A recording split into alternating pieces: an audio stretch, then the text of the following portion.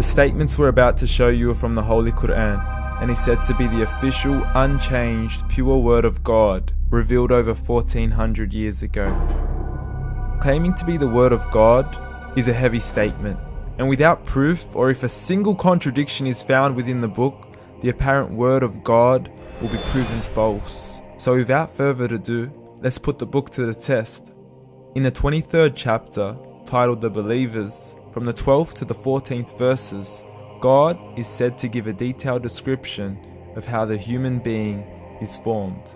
It begins by saying, "We then placed him as a sperm drop in a place of settlement, firmly fixed.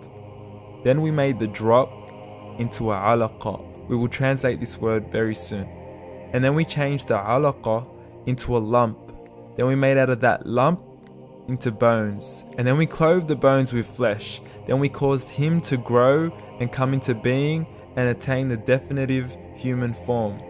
In the 21st century, we can now safely say that this verse is clearly describing the process of human development in correct chronological order. However, what we should be paying attention to in particular is the second stage, referring to the development of the embryo. The specific word used to describe the embryo in this verse is the word alaqa. The word alaqa, when translated into English, can mean three separate things. Firstly, a blood clot, or to be suspended, that is to be hanging or clinging to something, or thirdly and finally, a leech. Now, all three definitions don't come anywhere near what we perceive to be the human embryo. So, why are these words used, and what significance do they share with the human embryo? Can the embryo be described as a blood clot? Well, what do you think?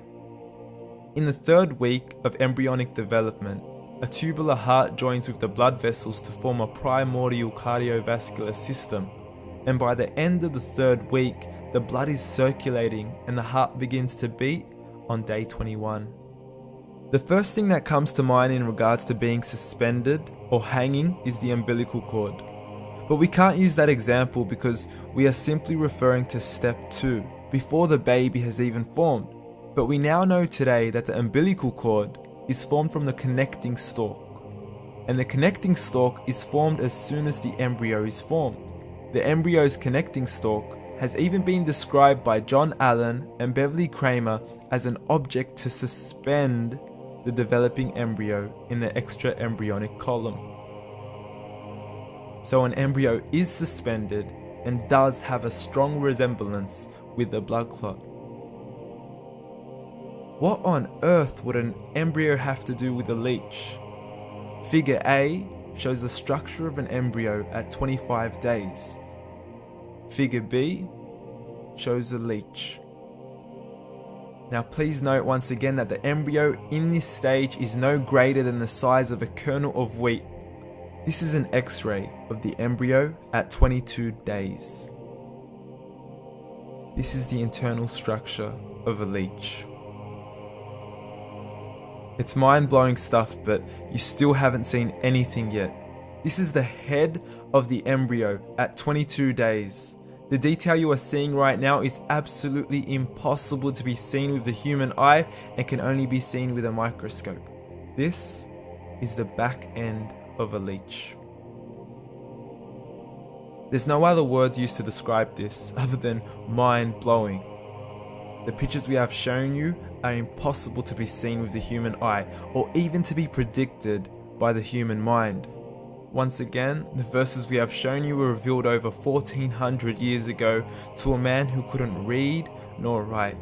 Are these the words of God? Descriptions of the human embryo in the Quran cannot be based on scientific knowledge in the 7th century. The only reasonable conclusion is that these descriptions were revealed to Muhammad from God, from God, from God, from God, from God.